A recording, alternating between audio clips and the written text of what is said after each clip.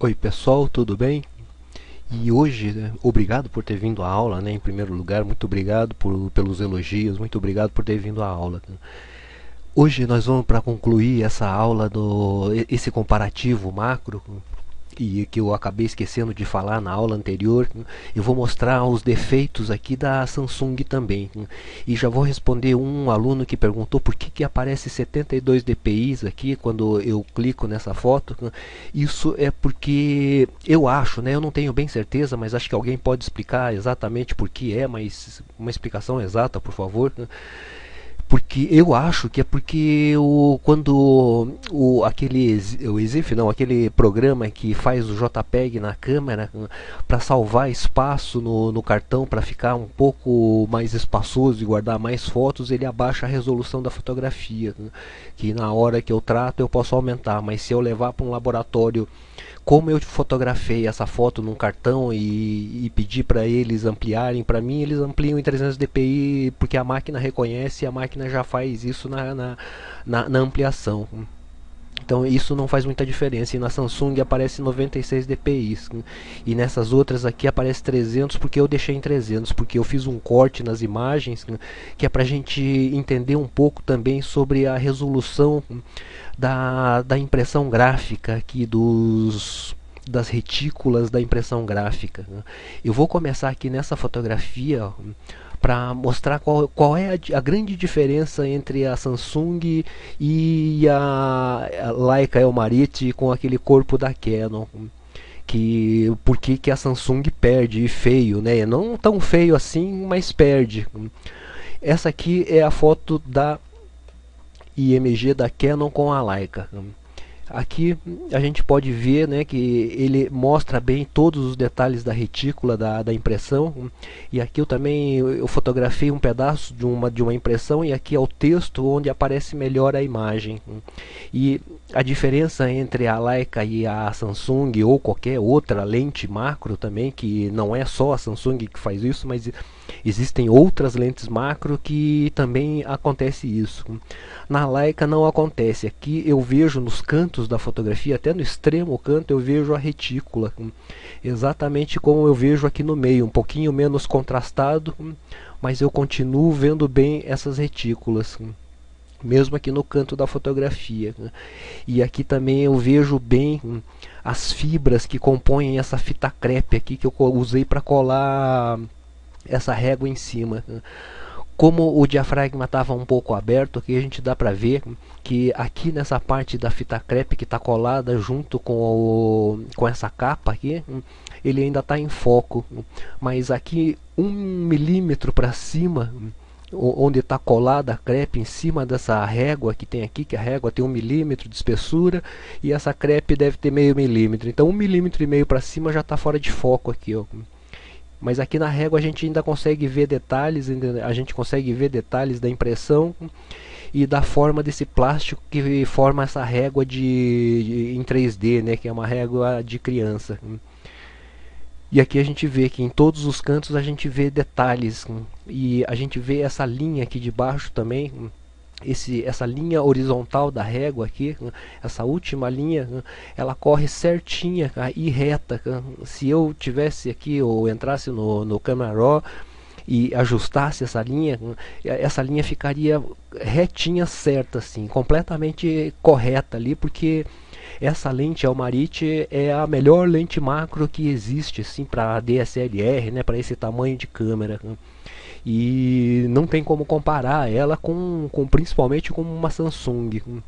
Mas a Samsung não fica muito atrás nessas fotos aqui. A gente vê aqui que na régua a gente vê detalhe e aqui no centro a gente consegue ver a retícula aqui que forma essa imagem do texto. Mas se a gente for para os cantos aqui, já desaba a qualidade da Samsung, e esse tipo de deformidade na fotografia se chama aberração cromática. Ela é cromática por quê? Porque nos cantos dessa lente onde deveria formar essa imagem aqui, o desenho dessa lente não se ajusta perfeitamente à curvatura da lente, e ele faz com que essa luz se esparrame um pouco. Essas linhas aqui, que deveria ser uma linha reta, faz com que essa reflexão da luz, essa refração da luz se espalhe um pouquinho mais e acabe destruindo um pouco a formação da imagem. E aqui nos cantos também acontece isso, e aqui no canto aqui de baixo também desaparece um pouco dos detalhes, e aqui também no outro canto da mesma forma, apesar de da gente conseguir ainda ver detalhes e tudo aqui assim, né? Não é uma perda assim extraordinariamente horrível, né? Dá para passar assim, se fosse para uma impressão para um jornal, não teria diferença nenhuma assim, né? E eu vou mostrar por que daqui a pouco, né? E aqui no meio a retícula que forma essa impressão gráfica aqui. Esse texto aqui nesse livro é um texto de boa qualidade, é uma impressão de boa qualidade, não é a melhor qualidade, mas é de muito boa qualidade. E nessa impressão aqui, se a gente ampliar um pouco mais aqui, a gente vai ver que aqui, essa distância daqui até aqui é 1 milímetro, e dentro desse 1 milímetro tem 1, 2, 3, 4 retículas aqui, 4 bolas dessas aqui, que provavelmente isso aqui é uma impressora de umas 5 cores, 6 cores, eu não sei exatamente, assim, eu não sei diferenciar qual é qual, né? Mas elas só formam aqui umas 4 bolinhas dessa aqui, que são as retículas por milímetro. E quando a gente olha na distância correta, a gente não consegue ver essas retículas, porque é muito pequeno e o olho não consegue ver, né? E a gente nunca veria esse texto aqui assim nessa distância. A gente veria o texto e veria a diagramação desse texto, né? E a forma do tipo e tudo. E a outra coisa que a outra diferença grande, né, entre a macro da Samsung e a macro da Leica é nessa fotografia aqui que eu vou mostrar aqui. Essa aqui já é uma fotografia com impressão de impressora de boa qualidade a 300 dpi, mas esse papel tem uma textura em cima, então ele dá uma marcada. Essa aqui é com a Canon e essa com a Samsung. A gente vê aqui no centro que a diferença não é tão grande assim. O da Samsung é mais contrastado, e esses pontos mais claros aqui são pontos brilhantes, porque esse papel aqui tem uma granulação de prata em cima, e prata metálica prateada mesmo, né? E por isso tem que refletir a luz, como reflete nessa outra aqui, mas reflete menos porque tem menos contraste que nessa. E aqui a diferença entre a macro mesmo é que essa linha aqui vai ficar perfeita, né, porque essa lente é feita para isso, e como ela é 60mm numa DSLR APS-C, ela vai virar uma 80mm mais ou menos, e como ela é uma tele, a gente não consegue ver essa espessura aqui, a gente vê esse um pouquinho aqui da perspectiva que ela vai criar, né? Mas muito pouquinho aqui, porque não dá pra ver, porque ela acaba sendo uma 80, né? E aqui com a diferença da grande angular da Samsung, que é onde ela consegue fazer a macro. Ela tem que estar na mais grande angular para ela conseguir, senão ela não consegue. E aqui a gente já consegue ver que essa régua aqui já está meio curvada, até se eu encostasse uma linha reta, que assim a gente ia ver que teria uma curva nessa régua, que não teria nessa foto aqui da Leica. E aqui nesses cantos aqui a gente consegue ver que nessa espessura de 1 milímetro da régua aqui, a gente consegue ver o reflexo dessa impressão do milímetro, e a gente já consegue ver essa linha da perspectiva aqui indo para dentro aqui da imagem. E a gente já consegue ver bem. Por quê? Porque a gente estava olhando essa imagem daqui, e como é grande angular, a gente pega um ângulo maior dessa lateral aqui, a gente consegue ver melhor a espessura, e a gente consegue ver, né, essa perspectiva maior indo para dentro do que com essa outra lente aqui, que seria mais ou menos 80mm. E essa é uma das grandes diferenças da macro com a compacta e com a macro mesmo, né? E aqui nessas outras fotos aqui eu coloquei só pra gente ver a diferença que faz uma câmera super potente numa impressão de revista, por exemplo. Essa fotografia aqui, ela é de um anúncio de supermercado grande, de uma das maiores redes de supermercado do Brasil, se não for a maior. E eu acho que eu sei quem fez essa fotografia, e porque ele trabalha com eles. E nessa fotografia está impressa em papel revista, dessas revistas semanais, e veio como encarte dentro do jornal. Então essa foto eu peguei por quê? Porque ela foi feita com uma câmera de médio formato digital, acho, né, se eu sei quem foi, fez com uma Phase One e com um corpo de Hasselblad. E a lente, não sei qual lente foi, mas é uma foto onde tem um cenário todo junto aqui, né? E eu tirei só um detalhe dele aqui com essa régua embaixo, aqui embaixo, para a gente ver a perda que a impressão em papel revista e papel jornal dá pra gente aqui, e por que a gente não deve se preocupar tanto assim com a qualidade. E eu digo essa preocupação, eu falo assim para nós amadores aqui que estamos trabalhando com arte, com fotos para nós, para quem faz fotos de casamento, para quem faz fotos de produtos e coisas assim para clientes, onde atendem clientes. É claro que você tem que fazer uma foto assim onde não apareça grãos, principalmente em noivados, essas coisas assim, em produtos também, né? Porque a noiva não vai gostar, a mãe da noiva não vai gostar que a foto esteja muito granulada, né? Ou que a granulação esconda o rosto e a roupa dela e a maquiagem dela também. Então é óbvio que você tem que fazer um bom trabalho, e não é esse lado que eu estou falando. Apesar de que se você fizer uma foto muito bonita, assim, muito bem trabalhada, assim, e que tenha a granulação, assim, como um elemento a mais da composição dessa fotografia, eu acho que as noivas, mães, até iriam gostar dessa fotografia granulada também. Mas para isso você tem que saber trabalhar esse grão, tem que saber usar ele direito. Nessas fotos aqui, é lógico que a gente tem que fazer uma apresentação para o cliente de boa qualidade, porque o cliente necessita de boa qualidade, porque ele imprime grande, às vezes vai para o supermercado, vai um pôster desse de 5 metros de altura, então a qualidade é óbvio que precisa estar num arquivo grande.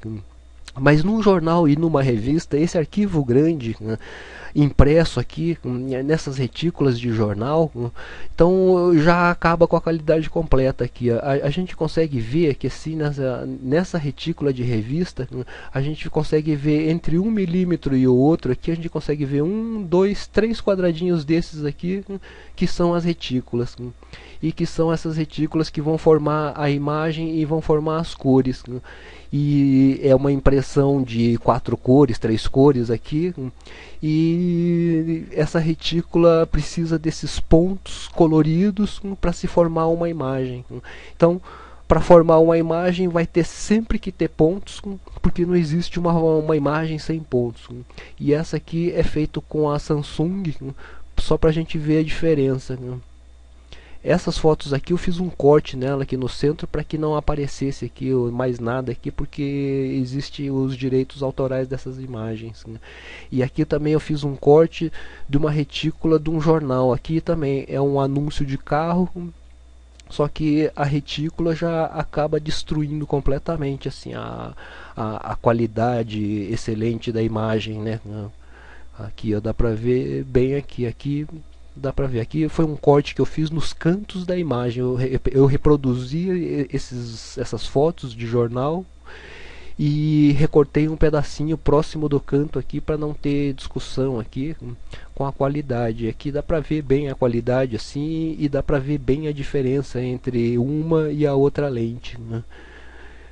E aqui da mesma forma eu fiz uma foto aqui, uma reprodução de uma impressão a 300 dpi, e com essa régua aqui para a gente ver essa contagem aqui de dpi, que a gente vê que é muito difícil da gente ver, né? Essa foto aqui é porque tem aquele papel texturizado, né? E a foto tá granulada mesmo. E nessa fotografia aqui, isso aqui é uma reprodução de uma fotografia 10x15 preto e branco ampliada com ISO. Nessa foto também, isso aqui a única parte digital aqui foi a reprodução. E a gente consegue ver a granulação da fotografia, né? E essa aqui foi com a Leica, e a gente consegue ver bem, mas não tão bem porque ela não foi tão bem reproduzida assim, ela não foi feita na mesa de reprodução. E essas daqui foram feitas no tripé assim, então não pode não ter ficado ajustado, mas dá para se ver bem a diferença dessa linha aqui principalmente, da linha de cima da régua, que na Samsung aqui já faz uma curvatura aqui que dá uma abaulada bem pesada aqui, como dizem, né? E essa é a grande diferença das lentes da Samsung com a Canon. E aqui também a gente vê que a retícula no jornal, e se as nossas fotos saírem publicadas no jornal, aqui não importa muito se a foto tem 20 megapixels ou se tem 3 megapixels, porque a retícula do jornal já destrói completamente a imagem, né? Então, se a foto for boa, qualquer jornal vai querer publicar, mesmo que tenha sido feita com um celular. Se a foto tiver mais qualidade, melhor também. Mas se a foto for boa com pouca qualidade, qualquer banco de imagem, qualquer jornal vai querer publicar essa fotografia. Mas tem que ter um interesse ou tem que ter uma linguagem ali falando alguma coisa pelas fotografias para a gente poder expressar ali o que a gente está querendo, para a gente ter algum espaço ali para querer algum espaço, né, também. E aqui são fotos de tela aqui, da minha tela, por exemplo. Aqui eu fiz uma reprodução da miniatura do meu vídeo mais recente, que é para a gente ver qual é a resolução da tela do nosso computador. A minha tela aqui é de 1280 linhas na vertical aqui, de um lado ao outro. A minha tela também tem 33 centímetros de largura, é uma tela pequena, de 15 polegadas, e aqui é um detalhe que eu tirei dela, né? E aqui a régua eu colei na tela para a gente ter essa medida aqui da resolução da minha tela aqui, por exemplo. As telas Full HD, elas têm 1920 linhas aqui na vertical. E acho que a tela do Mac, que é a mais poderosa aqui, que é a melhor tela que tem, deve ter umas 4.000 e poucas linhas aqui na vertical. Mas essa aqui é uma tela média, uma média para fraquinha. Ela tem 1280 linhas, e eu vou mostrar aqui e vamos ver quantas linhas aqui a gente consegue ver por polegada. E vamos também descobrir por que essa tela aqui é RGB, né? Então a gente já vê aqui, ó, que aqui é o Marite, aqui é o F, aqui é o 2 e aqui é o 8. Aqui é a letra 8, aqui, 8 que está em branco na miniatura. Se eu amplio, eu já vejo aqui 3 linhas formando aqui o R, o G e o B, né? O vermelho, verde e azul, red, green, blue. E cada um desses vermelho, verde e azul é uma das linhas. Aqui 1 milímetro ao outro, então eu vejo 1, 2, 3, 4. 4 pontos aqui por milímetro que formam esse número 8 aqui à distância.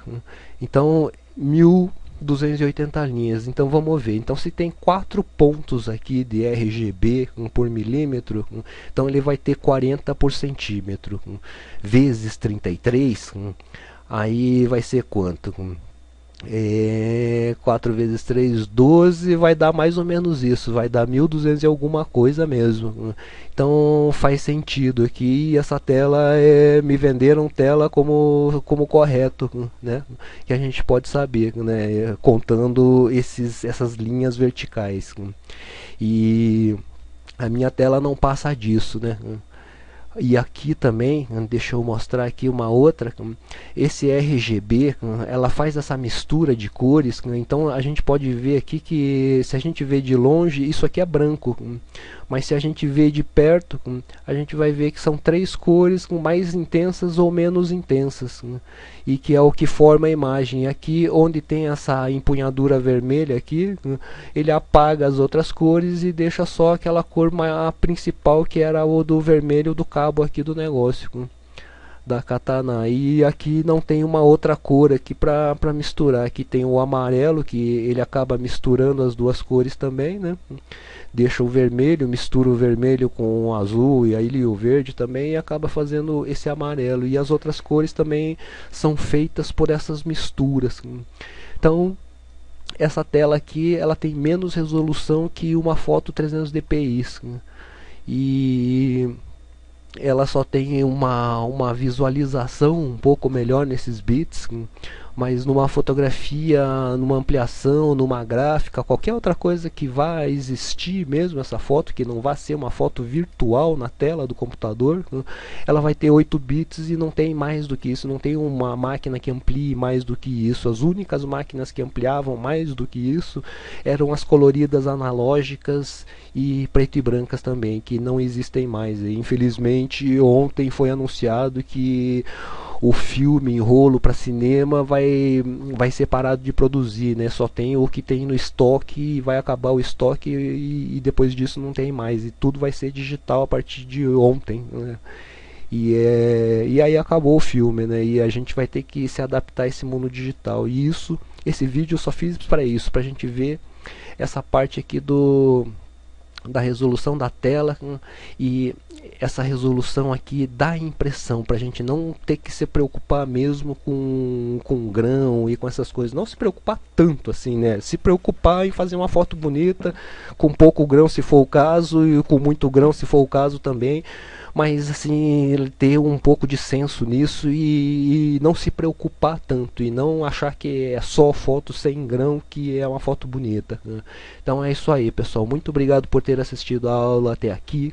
Clique no gostei se você gostou, comente e faça aquela pesquisa de preços dos nossos patrocinadores. Obrigado e até a próxima aula.